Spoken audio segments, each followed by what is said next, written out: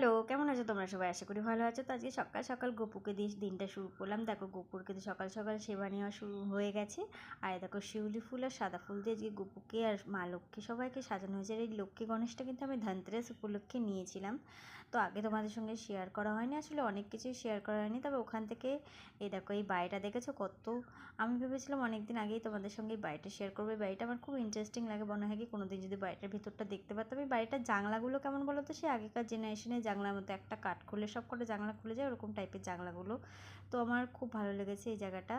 তারপরে ওখান থেকে বেরিয়ে সন্ধ্যেবেলা আমরা একটুখানি বেরিয়ে গেছিলাম ঘুরু ঘুরু করতে, যেহেতু আমার শ্বশুরমশাই নিজের টুকটুকি, তাই মাঝে মাঝে কিন্তু এদিক ওদিক একটু ঘোরাঘুরি হয়েই যায় আমাদেরকে।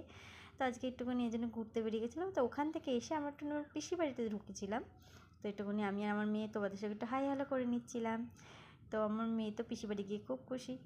তারপরে ওখান থেকে বেরিয়ে একটা জিলিপির দোকানে ঢুকে গিয়েছিলাম গোপুর জন্য জিলিপি নেবো বলে। আর দেখো জিলিপি গজা কত কি ওখানে বিক্রি হয়। তো ওখান থেকে একটা বার্থডে বাড়িতে ছোট্ট একটা বাচ্চার বার্থডে ছিল, ওই বাচ্চার বার্থডেটায় গিয়েছিলাম। সেই বাচ্চাটার বার্থডে। ভালো লাগলে লাইক কমেন্ট শেয়ার করে দিও, সাবস্ক্রাইব করে দিও। Thank you.